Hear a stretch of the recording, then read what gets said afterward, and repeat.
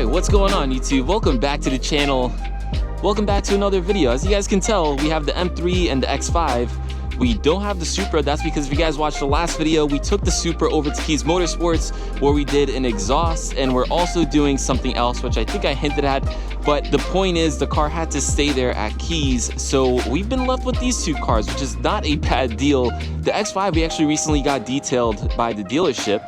Kind of came as like a package deal when I bought this car, so you guys can see how nice it looks inside. Even the outside is super clean. I haven't been washing the cars because it's been so cold and snowy and rainy. It's actually gonna snow later today, so if you guys are looking at the M3 and you're like, man, this is disgusting, again, like there's absolutely no point in washing the cars. It's just gonna get dirty again. The X5 is only clean because, well, dealership cleaned it for me. What I really cared about was the interior, but they cleaned the outside too. So again, don't judge me, don't think less of me because I haven't been washing the cars.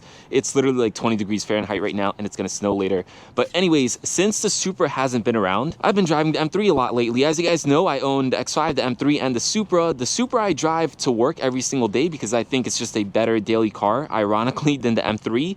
Although not, well, I'll explain more detail, but the X5 I drive with my family. If you guys didn't see the rear seats, just in case you guys are new here, I do have 2 children, and you know, I also have a third row here, so other people ride with us, me, my wife, and the kids, and then if we have anybody else. But yeah, anyways, this is more of like the family car. My wife goes places. She just went to Costco. She'll take the X5. The M3 is more of like my content car. It is a great daily driver, guys. If you only have an M3, if you're only thinking about getting an M3, this is a great all-around car. Me not driving this car as much has nothing to do with about the car itself. It has to do with my situation and what I use this car for. But anyways, with that said, we're gonna go for a drive. I'm gonna take you guys along with me. Fortunately, this is not the M3 key. This is actually the X5 key. It's been taking some abuse, but this is the M3 key. We're going to get a nice cold start. Heck yeah. This thing sounds good. If you guys missed the last video, I did a red battle between the M3 and the Supra, and watching it back, I actually still don't know which one I think sounds better. They both sound amazing. The B58, the S58, both amazing sounding cars. But regardless, guys, I have another mic, so similar to the Supra video that I did like this, we're gonna take this mic, we're gonna put it right over here. Hopefully it doesn't fall. Yeah, it feels pretty solid. And I'm gonna get you guys some good exhaust clips while we're driving. But anyways, let's hop inside this car. One of the first things I want to talk about is these bucket seats. People need to chill, man. Like, everyone has such strong opinions about these bucket seats. They're amazing. It's either bucket seats or nothing. Like, I don't know. Like, people complain about getting in and out of them. I mean, I do too. It's not exactly easy, but you know, being in them, they're so comfortable. I've never had anybody sit inside these bucket seats and go, man, this is so uncomfortable, this is so brutal. That's never been the case. So personally, I love the bucket seats. If you guys are thinking about getting a G80, G82, G87, whatever car, get the bucket seats, man. If you can afford them, if you can find one with them, get them. These cars hold their value way better as well when they have the bucket seats. So, you know, keep that in mind as well. Otherwise, this car feels amazing. What I would recommend doing or not doing is getting the ivory interior. That was a bad call on my end. Not because they don't look amazing. The ivory looks absolutely stunning, but they do get dirty. I actually have to clean them again. The car only has like 5,000 miles. I've cleaned these seats so many times. So if you're down to constantly take care of your car, go for the ivory. I think it's the best looking interior. I think it's technically an individual interior as well. But if you're not going to, if you want to really just daily drive this car and not worry about it, don't get the ivory. You can still get the bucket seats, in my opinion, and daily drive this car. But if you do want more comfort and more ease, do get, you know, just get the comfort seats. But again, just spring for the buckets. My personal opinion, the car will hold its value better. The car will feel more sporty. Get the buckets, but don't get ivory. If you guys are wondering, my car is not stock.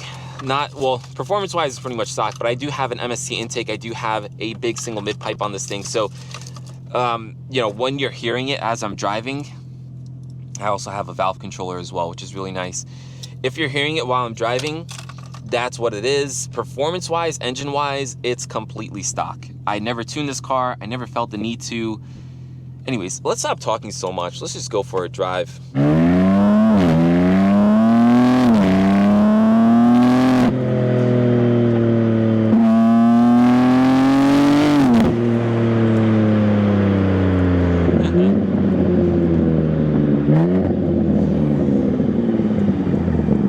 Man, how can you not love this car? It's such a shame that I don't drive this thing more. It really is, but, oh, thought that was a cop for a second.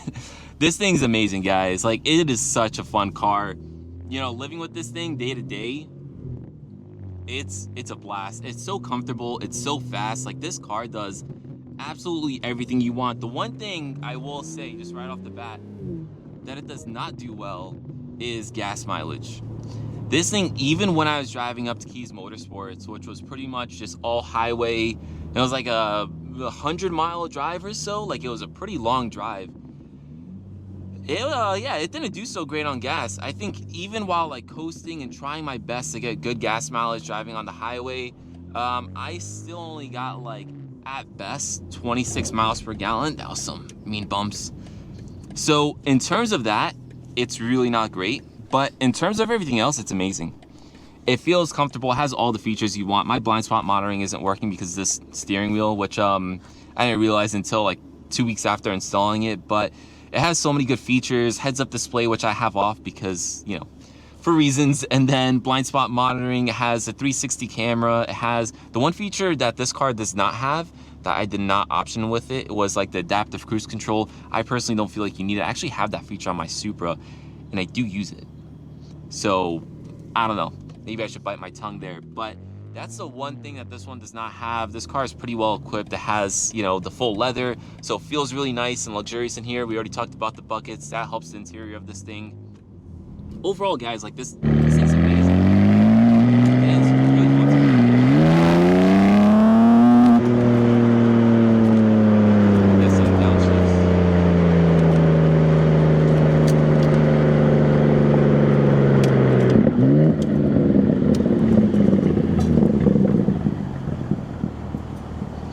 It's very spacious too. When I get, well, I'll go park somewhere and I'll show you guys exactly. But like this thing, oh, I can't see the light. Is my light. This thing's super spacious. You know, I'm not a bigger guy, I guess. That was a brave move, man.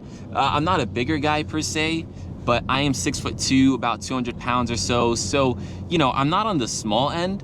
And this thing feels super spacious to me. The Supra feels cramped. This thing does not feel cramped whatsoever. It feels really good. The back seat is also super spacious. If you guys have, you know, kids or something, maybe older kids, although I've had car seats in the back of this thing and it's been totally fine. There's plenty of space. They have their own climate control back there. The trunk is massive. Like, this thing is great. It's a great daily driver.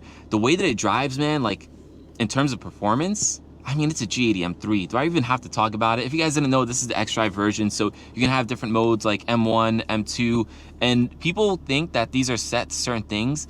That is not the case. Both of these are fully customizable. You just have two different areas to kind of like two different game saves. I like video games, so I'm gonna compare it to that. So it's like two different game saves. You can save one setting over here, one setting over there. They are not fixed. You can do whatever you want with them. You can have them both to be like super aggressive, but I wouldn't make them the same. It doesn't make sense. Personally, what I usually keep them as is like my M2. I change them up because of videos, but I think my M2 is rear-wheel drive. Yep, so it's two-wheel drive. But then my M1 I usually keep as four-wheel drive, but MDM. Sometimes I take MDM on or off depending on what I'm doing. But again, like, you can have both of them as full rear-wheel drive, like if you really want to. This car also has a dynamic driving thing, M-Drive Professional. I don't know what they call the package, but you have 10 stages of traction control. So if we go to setup over here, setup, okay, and we can go to like configure. Let's go to M2 and configure that one. So you guys can see I have these DSC, which is dynamic stability control, basically traction control. That is off. Because I have that off, I can go into two-wheel drive, but then I can also have traction control. So overall, this car is super fun to drive. The power is always there. This thing is super torquey. Again, my car is completely stock, but if you guys really want, you can send out your ECU, get it fully flash tuned. You can just do like a JB4 or a Daler tune, so you don't have to worry about sending out your ECU, and then still get plenty of power. This is a good spot. I like this spot right here. So yeah, power is amazing. You can easily get more. Brakes on this thing feels amazing. It's not just me who does this, but a lot of people, when they configure their M modes and stuff, you can actually put your brakes into comfort or sport. So right over here, I have it in comfort. You can put it in sport, but personally, guys, when you put it in sport, I feel like they just bite too much. It's hard to kind of ease into your braking. So anyways, let's hop out of the car real quick. We'll talk to you a little more about it. All right, so in case you guys are new here, this is a 2023 G80 M3 competition with xDrive, if I didn't make that clear already at this point. As you guys can tell, my car is not stock, but engine-wise and tune-wise, it's completely stock. What I do have on it is a lot of aesthetic stuff, a lot of Keys carbon, yellow DRLs, CSL grille, air ducts. I do have some wider, more aggressive tires. So these are a squared setup. Again, they are super dirty, guys. Just ignore that. It's literally freezing right now. But these are a squared setup on Michelin Pilot Sport 4S's. Pretty good summer tires. And then they are 295, where's the size? 295/30 R19s. So I think from factory, the front is like I don't know, someone could correct me, 275, and then the rear is like 285. I know the rear is definitely 285 on the original setup, but this is a squared setup, 295 all around on summer tires. So it definitely handles really well. Now in terms of suspension, I actually have this thing on some AST lowering springs. So the reason why I went AST lowering springs as opposed to coilovers is because, well, I wanted to maintain the adaptive dampers on this thing. Hopefully this mic did us some justice. It's still here, so that's a good sign. But yeah, anyways, we went with AST lowering springs just to maintain the adaptive dampers and then just give the car a more like aggressive setup and stance. So right now, it's sitting pretty low, honestly. Like wheel gap is about a finger in the front and then I think the same in the rear, yep. So it looks really good. It maintains its, in my opinion, the stock ride quality. Like it doesn't feel any more bumpy, or maybe it feels like a little more firm, but virtually, like if I went in a stock car and then I went back to this car, I probably want to be able to tell the difference. Yeah, so that's my suspension setup.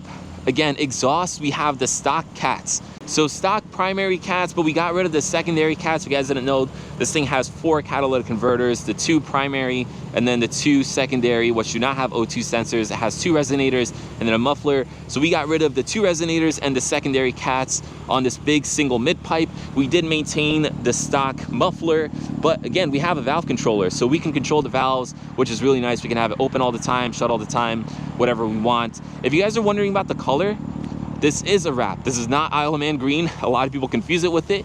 It looks similar to Isle of Man green, but it is not exactly the same. It's a little more teal, a little more pearl or metallic-y. Originally, this car is black sapphire metallic underneath the wrap, but I did choose to wrap it just because, you know, it just looks better for videos and stuff like that. But I am gonna be actually taking off this wrap in the springtime. As you guys could tell, it is the winter. So, you know, I just left this on to protect the car from the salt. Unfortunately, underneath is getting destroyed and so are the wheels. The wheels are at least ceramic coated. And then the roof, if you guys are wondering, is this is PPF'd. So had to do that like very first thing when I got the car. We did also tint it, 5% ceramic XPEL window tint. But yeah, otherwise, like the car really isn't that modified.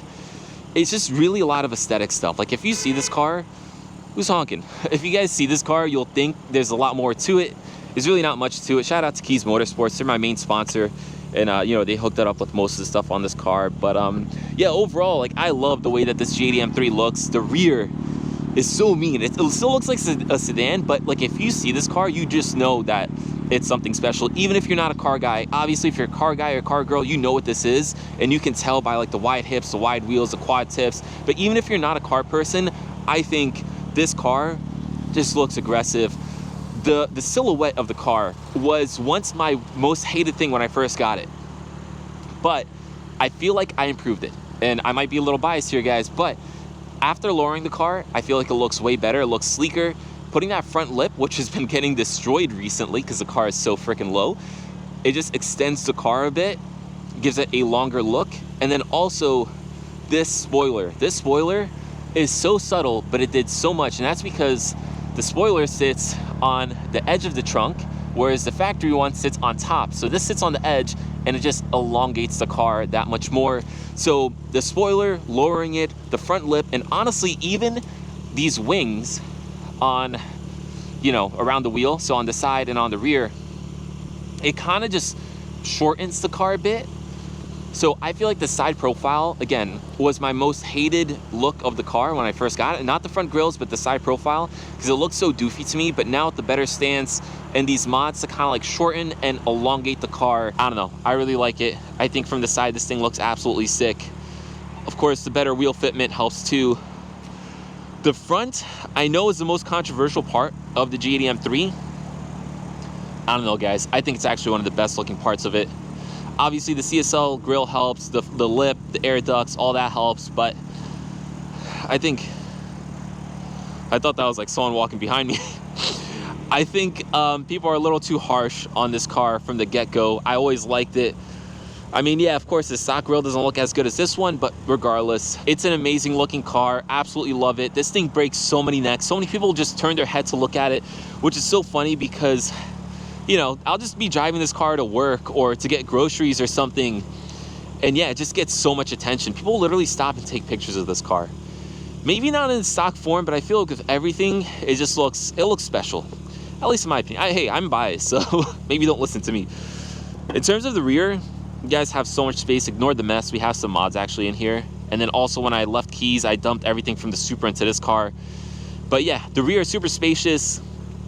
Like I said, you have your own climate controls back here and everything. So if you guys have kids or, you know, people who are constantly in the back seat, this is really nice. Even if you have car seats. The trunks of these cars are also super spacious and like massive. I mean, pretty much, guys, this is a 3 Series in its core. I would open it and show you, but like I said, I took everything out of the Supra and I just dumped it into this car, so it is an absolute mess in there right now.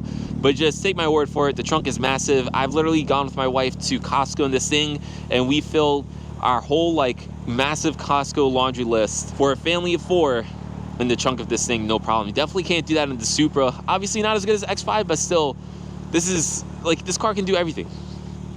It can do absolutely everything. Anyways, let me get out of here because it's getting cold.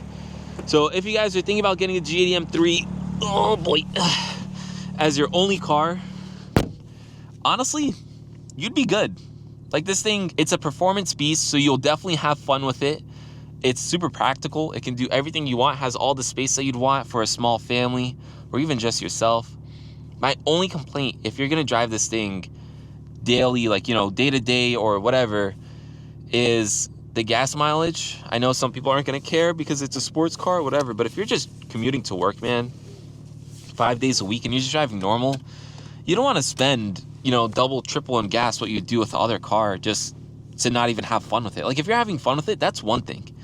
You know, I'm totally fine with getting 7 miles per gallon when I'm trying to have fun. So, I don't know. That's why my one complaint, just a suggestion to you guys, is don't get Ivory.